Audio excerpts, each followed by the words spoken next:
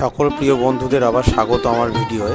তো আজকে ভিডিওটায় আমরা দেখাবো বাঁশবেড়িয়া কার্তিক পুজোর বিখ্যাত 15টা পুজো দেখাবো। অনেকগুলোই পুজো হয়েছে, তার মধ্যে বাছাই করে সব থেকে টপ মোস্ট 15টা পুজো আমি নিয়ে এসেছি তোমাদের সামনে। তো সেইগুলোই তোমাদের পরপর দেখাচ্ছি। তো তোমরা ভিডিওটা শেষ অবধি দেখো এবং খুব ভালো লাগবে প্রত্যেকটা প্যানেল এবং ঠাকুর দেখে। চলো তাহলে দেখা যাক। প্রথমেই চলে এসেছি আমরা জুনিয়র বালক সংঘ।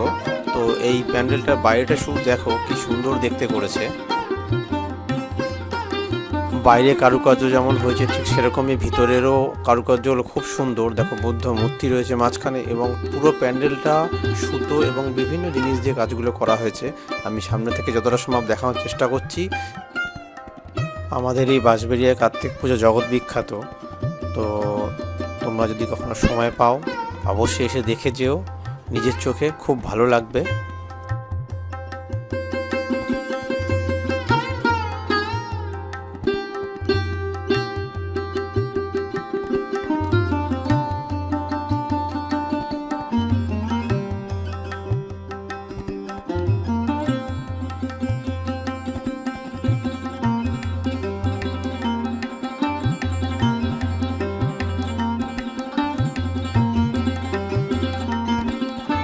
এইখানে মণ্ডপটার সম্পূর্ণ থিম হচ্ছে শিশু শ্রমিক। শিশু শ্রমিকদের উপরে থিমটা করা হয়েছে। দেখো ভিতরে সমস্ত ছবিগুলো দেখে তোমরা বুঝতে পারছো টোটাল থিমটা করা হয়েছে শিশু শ্রমিকদের উপরে। কারণ শিশু শ্রমিক নিয়ে আজকাল আমাদের সব জায়গাতে খুব বলাবলি হচ্ছে যে শিশুদের শ্রমিক হিসাবে ব্যবহার করা যাবে না, সেটা হিসাবেই তার উপরেই বেশ করে এখানে শিশু শ্রমিকের থিমটা করা হয়েছে। আর এই মণ্ডপে নটরাজ মূর্তিকে পূজা করা হয়েছে। আর এই কার্তিক পুজোতে তোমরা কার্তিক ঠাকুর ছাড়াও আরও অনেক ঠাকুর দেখবে। মনে হতেই পারে যে পুজো তো কার্তিক ঠাকুরের, কিন্তু অন্যান্য ঠাকুরের পুজো হয় কেন? তো এটাই এখানকার বৈশিষ্ট্য, কার্তিক ঠাকুরের পাশাপাশি অন্যান্য ঠাকুরেরও পুজো করা হয়। এবার আমরা চলে এসেছি কিশোর সংঘ। তো কিশোর সংঘের প্যান্ডেলটা দেখো নীল কালারের উপরে করা হয়েছে। চলো ভিতরটা কীরকম সেটা আমরা দেখি।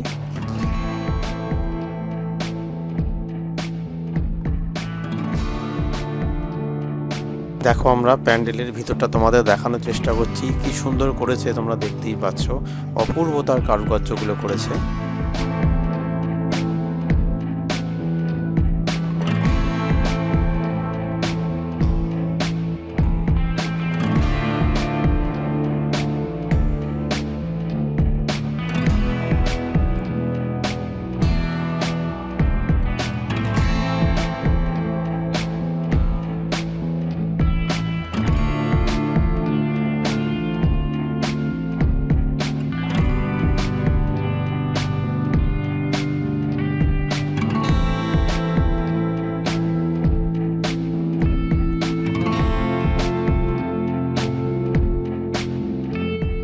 এবং এইখানে পূজিত হচ্ছে কৃষ্ণ এবং অর্জুন।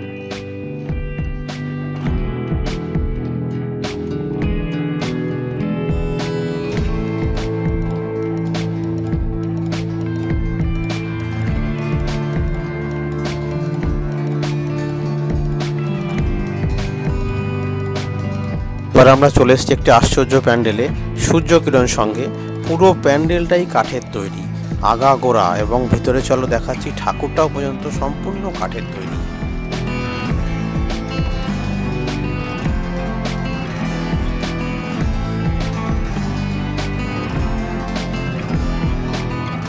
ভিতরে যত কারুকার্য দেখতে পাচ্ছ সমস্ত কাঠ, বাঁশ কেটে তৈরি করা এবং প্লাই সব দিয়ে কেটে বিভিন্নভাবে তৈরি করা হয়েছে এগুলো।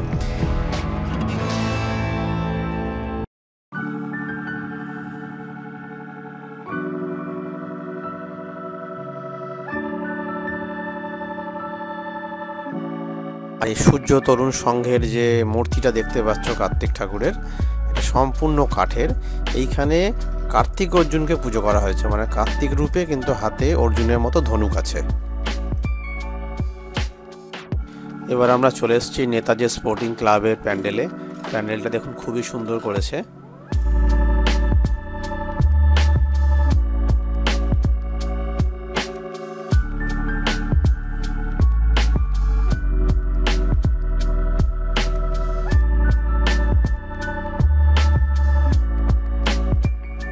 এখানে আমাদের মহাদেবকে পুজো করা হয়েছে। মহাদেবের বড় মূর্তি আছে, তার নিচে একটা ছোট মূর্তি রাখা আছে।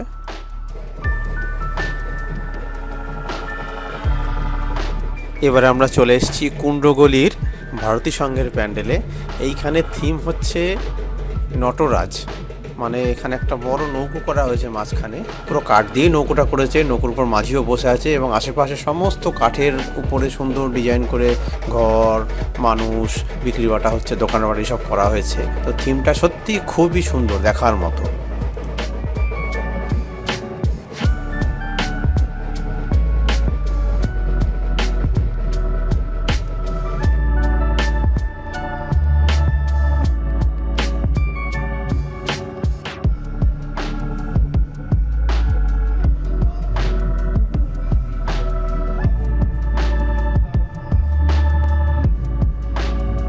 এই দেখুন কাঠের নৌকোটা, একটা সাইড দেখাচ্ছি আর আরেকটা সাইডে উল্টো দিকে দেখালাম।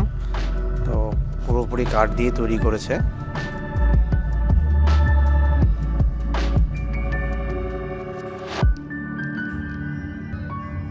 দেখুন নৌকোর মাথায় একটা মাঝিকে বসিয়ে রেখেছে, সে সত্যিই মাঝি বসে আছে একজন, যে লাল গামছা মাথায়।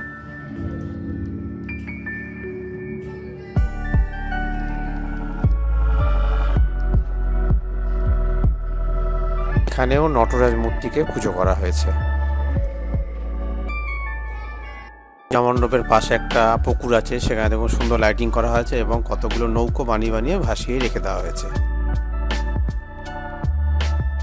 আর এই পূজা মণ্ডপটি সর্বপল্লী যুব সংঘের পূজা মণ্ডপ।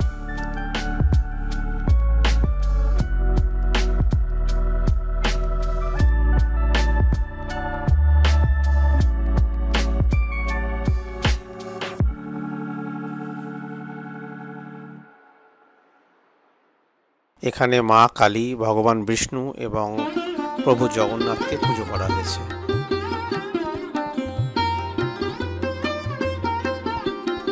এবারে পূজা মণ্ডপটি মিলনী সংঘের। এইখানে মা জগদ্ধাত্রীকে দেবী রূপে পূজা করা হয়েছে।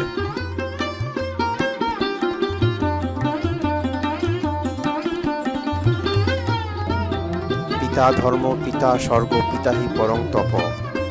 পিতা নিয়ে যে আমরা এত কিছু বলি, সেই পিতাকে এখানে ফুটিয়ে তোলা হয়েছে। একটা পিতার মাথায় যে কত চাপ দেখুন, বাজার খরচ, দুধের খরচ, ইলেকট্রিক বিল, যাতায়াতের খরচ, কত দেনা, কত কি যে পিতার মাথায় থাকে, সেটাকেই ফুটিয়ে তোলা হয়েছে এই জায়গায়। আমরা সব জায়গায় মাকেই জানি, মা 10 মাস পেটে ধরে, অবশ্যই মা খুব মহান, কিন্তু পিতাকে কোনো জায়গাতেই উল্লেখ থাকে না। এইখানে সেই পিতাকেই উল্লেখ করেছে। দেখুন সমস্ত বাবার মাথায় কত চাপ, সেটাকে পুরোপুরি ফুটিয়ে তুলেছে। একজন পিতা সংসারের জন্য কি কি করে, সেটাই এখানে মেইন ফুটিয়ে তোলা হয়েছে।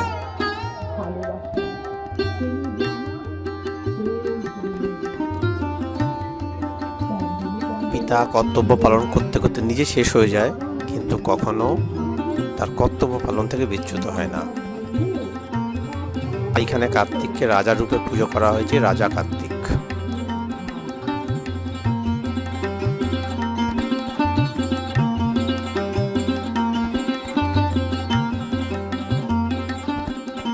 এই পূজা মণ্ডপে জামাই কার্তিককে জামাই রূপে পুজো করা হয়েছে। দেখুন জামাইয়ের মতো সেজে গুজে একদম গলায় মালা দিয়ে সুন্দর সিংহাসনে হাতে গোলাপ নিয়ে বসে আছে।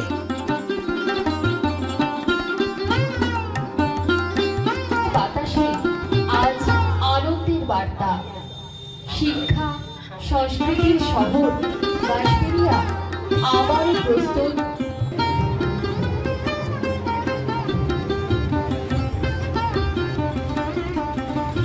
এখানে থিম হচ্ছে আমাদের ষড়রিপুর উপরে। আমাদের ষড়রিপুর দ্বারা তাড়িত হয়ে আমরা যা যা কাজকর্ম করি, সেগুলোই ফুটিয়ে তোলা হয়েছে।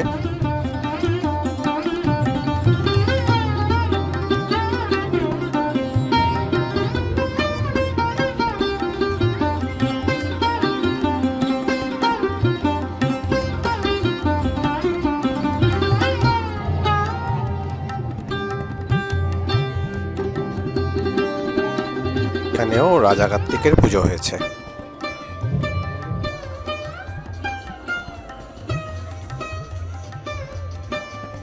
এখানে থিম পরিবেশের আবার থিম, উপর যে থিম সেটা হচ্ছে পাখি। দেখুন অজস্র হাড়ি দিয়ে পাখির বাসা তৈরি করা হয়েছে এবং পাখিদের মধ্যে একটি করে সুন্দর মাটির তৈরি পাখি রাখা হয়েছে। দেখতে খুব ভালো লাগছে এই জায়গাটা।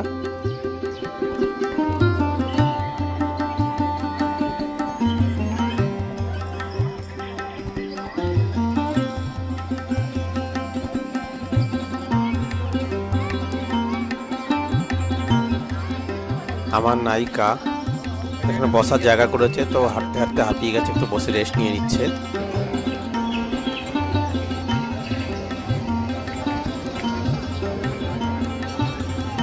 এখানে মহাদেবকে বুড়ো শিব রূপে পুজো করা হয়েছে।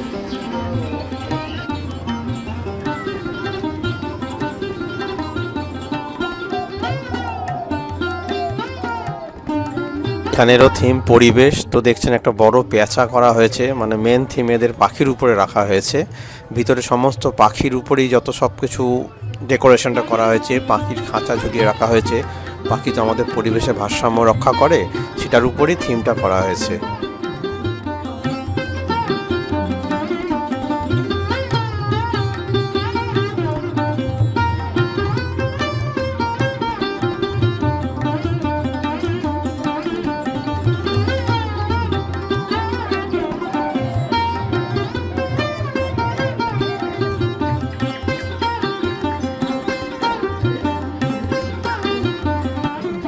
বাবা, কত বড় হাঁক হচ্ছে, ঘুম পেয়ে গেল নাকি?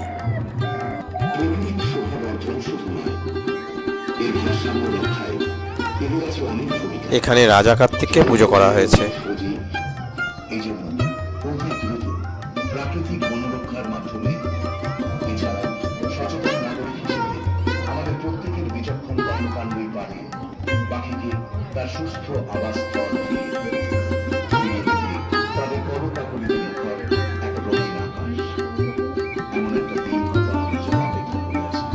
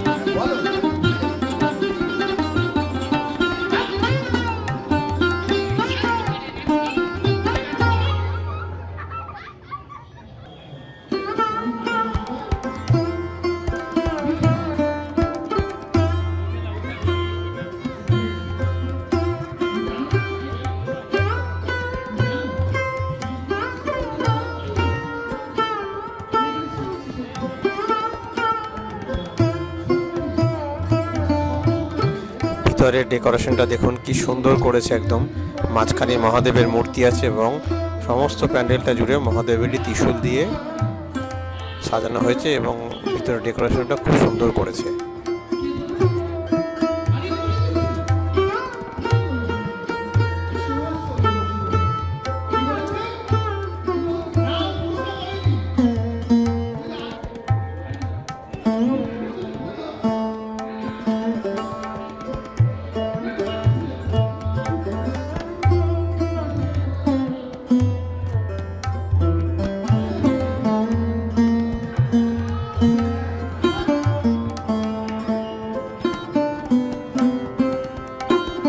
এখানে নটরাজ মূর্তিকে পুজো করা হয়েছে।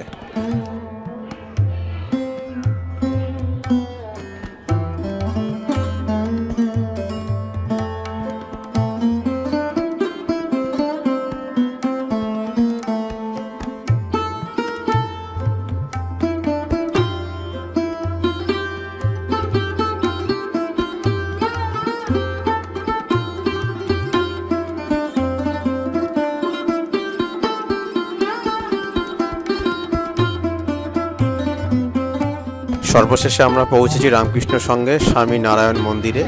তো মন্দিরটা দেখুন কি অপূর্ব করেছে এবং বিভিন্ন রকম কালার চেঞ্জ হচ্ছে, দেখতেও খুব ভালো লাগছে। সেই জন্য আমাদের ভিডিওটা কেমন লাগলো আপনারা কমেন্টে জানাবেন।